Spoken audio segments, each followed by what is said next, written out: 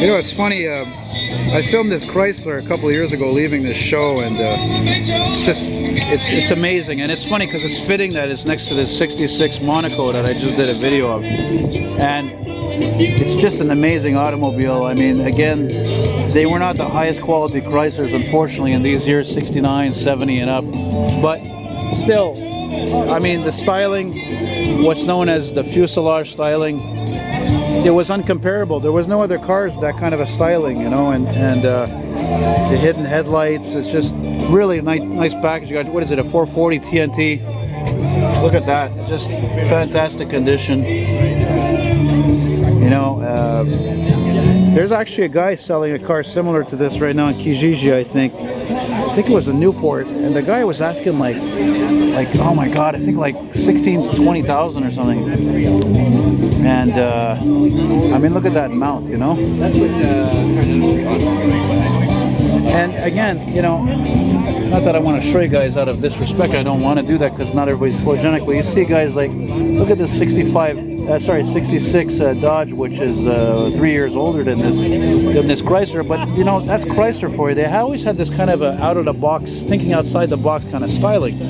You know, the taillights on this car, when we get to the back, you know, I mean, that's why there's so many Mopar guys, because they were not like GM or Ford.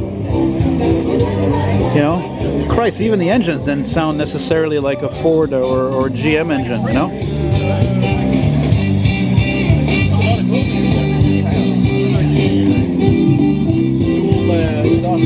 Yeah, Chrysler 300, man, Jesus Christ.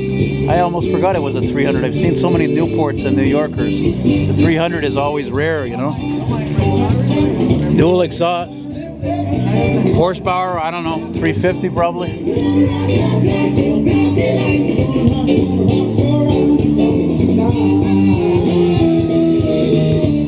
I like that color too. It's like an old school silver with like a touch of green in it, you know.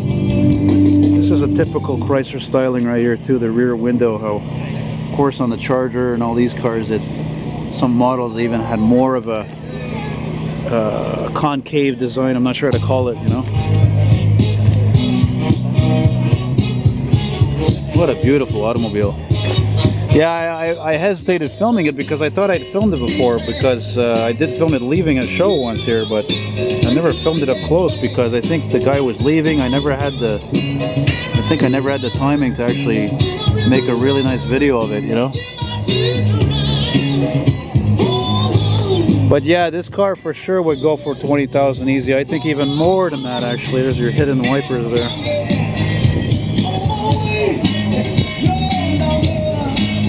Yeah, it's really an incredible car. This is the kind of car that would sell very, very easily anywhere. It doesn't matter if it's here, the US, Canada. It's just got it all right. You know, black vinyl top, original. Actually, it is kind of a green, come to think of it. And it's just awesome. Look, you even have these the turn signal lights that would come on when you would hit your turn signals. You got your sport rally wheels here. I don't know if yeah, I think they're called Chrysler road wheels, actually.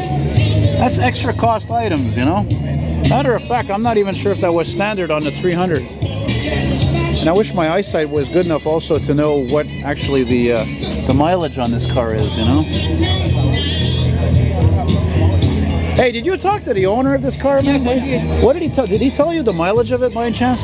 No. It can't be a lot on it. I mean, obviously it's restored, but still. Yeah. Because I can't see this odometer. The odometer, I don't know. He picked it up in Lake Saint Jean area. Oh, Lake Saint Jean area? Really, yeah. eh?